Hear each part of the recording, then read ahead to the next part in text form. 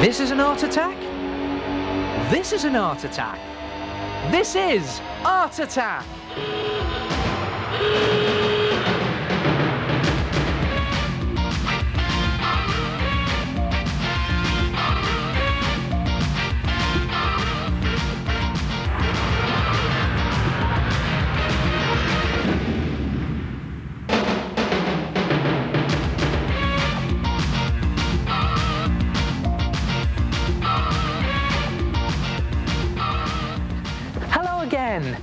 Hey, have you ever wanted to see your face in a comic strip?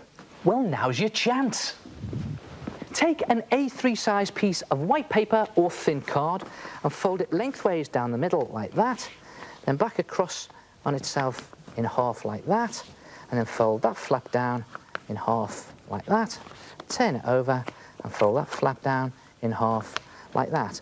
So you have what looks like an M shape, and it stands up like that. And then lay it down flat again and create your comic strip. Now if you lay it down with the creased side on the bottom and then draw a thick black line all the way around your paper like that.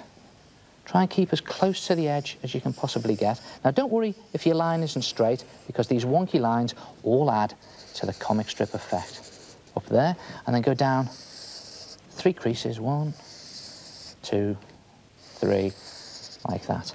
And then take a pencil and inside each of these boxes create a comic strip frame. Now your frame should be about 2 centimetres wide all the way round, and I'm just going to do one in each of the boxes here. The reason I'm using pencil is because if I make a mistake I can just rub it out and try it again. Try not to use a ruler for this, because these wobbly lines all add to that zany comic strip effect. Then when you've done your frames, try some comic strip special effects. Things like maybe a speech bubble in there, just like that. Or what about an explosion box in there? Or what about a word box in the top left-hand corner? Again, just putting it in rough. And for the last one, I think we'll do a thinks bubble. And then go over it neatly in black felt tip pen. I'm just going to open it out, and you cut out all those windows like that, and you end up with something that looks like that. And then turn it over and dab some glue very carefully along the creases. Here it is, down one crease, down the middle crease, like that. You only need a bit of glue for this. And then this is very important. Put some glue down these 2 edge strips, but right on the outside edge of the strips. That's one there, and this one, this other edge strip here. Don't let the glue go into the middle of this strip, otherwise you'll be in a right mess. And don't put any glue along the top edge, and then fold the whole thing over like that, press it down, leave it overnight with some books on top of it to press it down nicely, and you'll end up with something that looks like that. Look at that. And then just trim some photos to fit in each of the frames, and you could always pop in a photo of yourself, just sliding it all the way down there. After all, you did want to appear in a comic strip. Or you could pop in a photo of your favourite pop star. In it goes. Or what about a family snap? There they are, everyone's favourite family. Not my family though. And what about a picture of your pet? In it goes. And then you can just write some messages in your special effects boxes. What about that? Or maybe, I think I'll do this one in red because it's a loud noise. Wow. Or what about in there? Ah! And as for my pet, well, what would he say? And there it is, your own comic strip photo frame.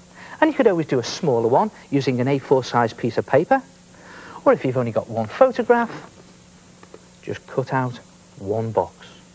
Try it yourself, a comic strip photo frame.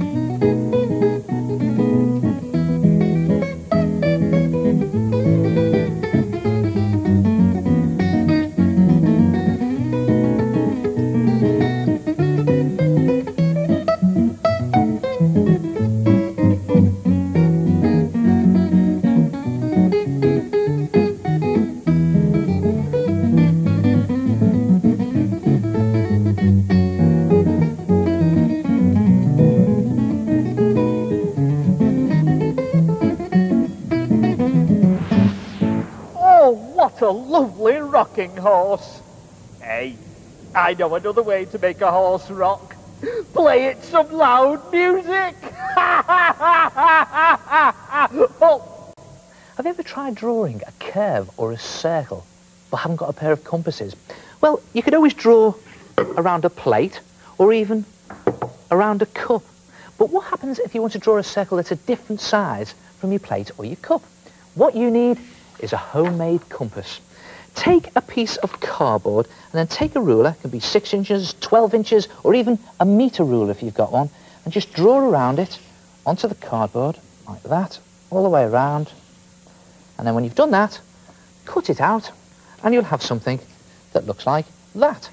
Then mark a point that's 2 centimetres away from one of the edges, and just pop a drawing pin into that point like that and press it firmly through. Now, it's a good idea to put the back of a drawing pad or a thick magazine underneath, otherwise your pin will go into your furniture. Then mark a point anywhere on the card, depending on what size you want your circle, and then just place some blue tack, just a little blob of it, underneath the mark, and stick another drawing pin just to make a hole like that. Now, I'm not going to leave that in there, just to start the hole, and then pop your pencil firmly into that hole like that. And then just remove the blue tack, which was protecting your paper, pop your pencil back in, and there you have a homemade compass that draws a perfect circle. Now, you could always put different holes into your compass and draw different sized circles. And don't forget, if you put a hole that's quite far away from your pin, you're going to get a bigger circle. Or if you put a hole that's near to your pin, you're going to get a smaller circle. And you could just use your compass for drawing circles and curves, or you could experiment with it and place the pin at different points along the circle and just draw arcs and patterns. Like that, one there, I'll just put another one in there to show you. There goes, putting the pencil in, just hold it in place, and across you go. And if you go across the whole of your circle, doing arcs and patterns, when you've finished, it looks like this. And you could always colour it, like this. Try it yourself. A homemade compass. Oh, that is a very simple but effective idea.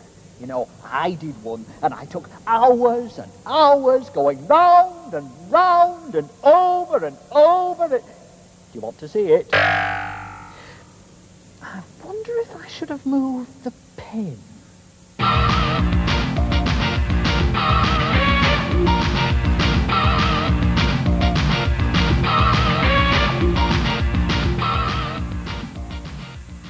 My name's Daniel, and I had an heart attack in space. Hello, my name's Stacey. To do my picture, I used white paint for the stars. Then I cut out some planet shapes and put them over the top. Hello, my name is Ross. I've made my space picture by cutting out and sticking on planets which I colour with different shades of paint. Oh, fantastic pictures. A sort of space attack. Now, if you get this just right, you can create the feeling that your picture is actually travelling through space. What you need is a big piece of black paper and some white poster paint, and I've mixed this in equal parts with some water, so I've just watered it down quite a bit.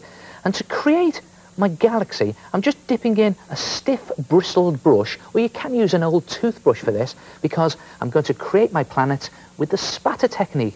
Now, this is great fun to do. It's just a case of charging your brush up and flicking the paint onto your paper with a piece of card, or you can do it with your finger. And it's a good idea just to concentrate the spots in the middle of your picture. And then when you've done your space, just put it to one side to dry and create your planets. And the way to do that is just to draw some circles onto a piece of paper like that, and then brush on some water just across your planet or your moon, and then just liberally dab on some blotches of paint or even stripes of paint. You can do whatever colour you like, and then put that to one side to dry, and when it's dry it'll look something like that. And when your space is dry, bring that back in. That's just a case of plopping your planets on top of your space. I've got some coloured ones here. As I say, you can use different colours. I just did a grey one for the moon. And it's a good idea to put the smaller ones in the middle of your picture. Again, it helps with that feeling of travelling through space. I think that'll do it. Now, as for the spaceship itself, what about using this stuff? Kitchen foil. After all, it has got a metal surface on it, just like a spaceship. And you can cut a curved strip to go onto the top of your space picture, like that, and a curved strip to go onto the bottom. Now, if you have trouble cutting curves out of tin foil, just draw it on first, maybe using your homemade compass. There it is. And then cut out two very thin strips to go across for the window struts. One there, and one probably there. And when everything is in position, just glue it down, and you'll have something that looks just like this. If you notice here, what I've done is I've actually stuck in some coloured bits of tape there, and I've even put in some detail using permanent marker just for the controls of the spaceship. Try it yourself. A space attack. And I'll see you next time. Ta-ra!